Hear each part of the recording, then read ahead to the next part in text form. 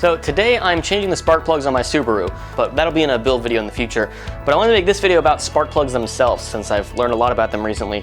I hear a lot of people talk about different aspects of a spark plug and I never really knew why. A lot of people talk about running one step colder when you turbo it or supercharge it. In fact, I'm running one step colder on the Escort. And of course, one of the spark plugs for my Subaru is cracked, and it's a $13 spark plug, which is not cheap. This is an NGK Iridium spark plug with a gap of 32 thousandths of an inch and a heat range of 6. And if you had said that weeks ago, I would have totally glazed over. But I feel like as a car enthusiast, it's important to know all aspects of modifying your car. And one of those aspects is definitely spark plugs. Now when you talk about modifying cars, you very rarely hear people talk about spark plugs. And that's because it's a lot easier for people to talk about what turbo they're going to run or what blow-off valve will sound better on their car than it is about spark plugs. And I think spark plugs aren't really a modification that necessarily add power to your car. It's kind of a necessity to keep it running, and to keep it running most efficiently.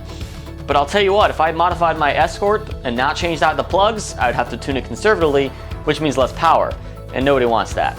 So let's talk about spark plugs and which plug you need to run in your car to run most efficiently to make as much power as possible. Most of the time, it's going to be the stock plug. Now before I go any further, I wanted to make it clear that I'm not a spark plug expert. I've done my thorough internet research, but that doesn't make me an expert. So I talked to my friend Charles about this, who is an expert. Hey everybody, I'm Charles from HumbleMechanic.com. I am a VW master technician, spent about 15 years fixing broken Volkswagens. When it comes to changing spark plugs, it's a great DIY piece of maintenance, but typically I recommend going with the OEM plugs. The manufacturers do put a lot of time and money into R&D and testing to make sure that your car is going to run properly with the right spark plug. In almost every case, that is the factory plug. Now, if you're going to modify your car lightly, like an intake or an exhaust, stick with the factory plug too. If you're going way heavy in the modification, perhaps turbocharging it, stick with what the tuner recommends as a baseline with the gap as well. That's going to be a really good starting point. You may have to make some tweaks and go one range colder, for example, on a turbocharged car, but get the factory plugs in there first and see how the car performs.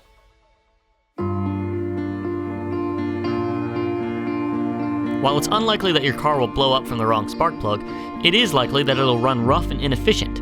I can't express again how important it is to run the factory plug, but in some situations with modification, the factory plug just doesn't work out. So I went to Advanced Auto Parts to buy every variant of spark plug that I could find to show you all the different configurations. I'll walk you through the 4 primary aspects of spark plugs so you can have a little more knowledge in case you plan to go nuts with modification. Now, a special thank you to Advanced Auto Parts for sponsoring this video and putting up with us buying 16 different spark plugs to show for you guys in this video. We don't have any sponsorships here. We're not being selective with the brands of spark plugs that we're using, but you can get all these brands at Advanced Auto Parts. So there's 4 major aspects to spark plugs that I want to talk about in this video, and the first of them is gap. Now gap is basically the distance between the ground electrode and the core. When people talk about gapping their spark plugs, that just means that you're changing the distance between the two. You're either making it further apart or closer together. If you have a gap that's set too far, the spark plug might not even fire at all, but if you set it too closely, there's not going to be very much spark there. It's just a very small spark, which might not be enough to fully combust the engine cylinders. There's 3 methods that people use to check the gap on their spark plugs: coin-style gap measure, wire coin gap, and a feeler gauge. But be careful when you're changing the gap. You should only change it up to 3 times. Any more and you risk breaking off the ground electrode. Typically, the higher the compression on the engine, the smaller the gap should be. It's harder for spark to occur in a higher compression, so the closer the gap, the easier it should be to fire. But if you set the gap too close, the spark may be too weak to ignite combustion.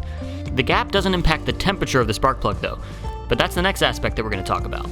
The sheath around the core here is an insulator, and you can run different temperature spark plugs by having a different size insulator. Some are more insulated than others, and that kind of signifies how cold or hot that the spark plug will run.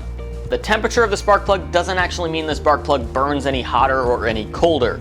That means basically how much it dissipates heat, how much it can retain that heat. The temperature of your spark plug is very important. If you're running too hot of a plug, it could potentially pre-detonate, causing serious damage to your internals.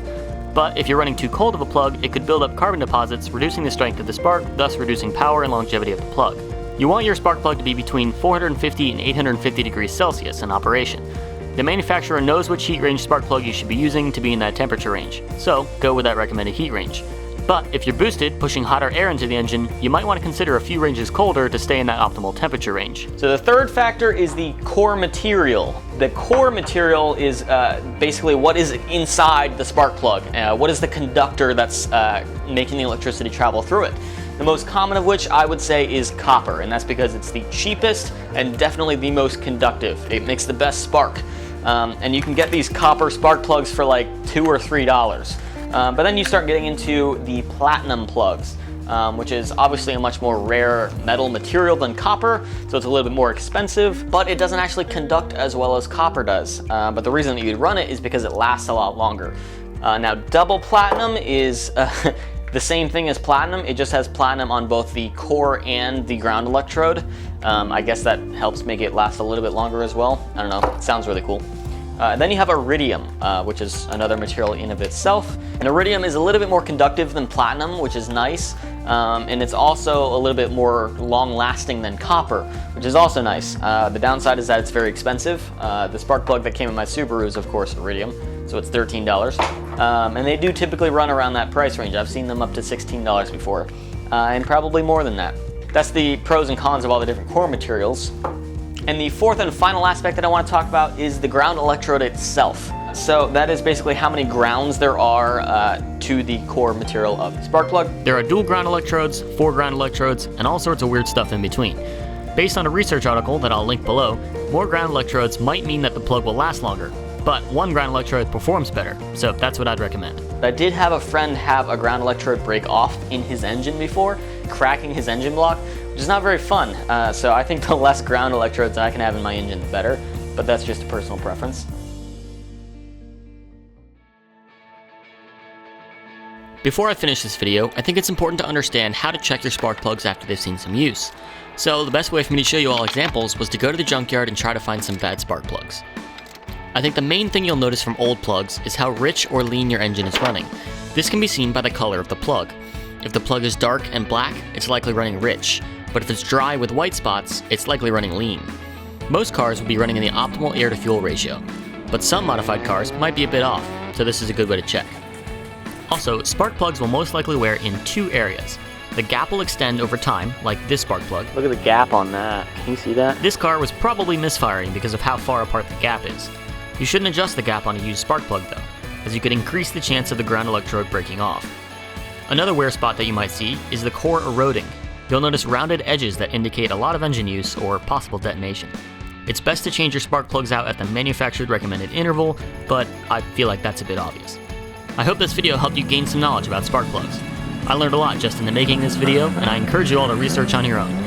Running the correct spark plug can make a huge difference in the performance of your car. You're likely going to want to run the stock plug, but if you're crazy modified, hopefully this video helped point you in the right direction. So, until next time, thanks for watching.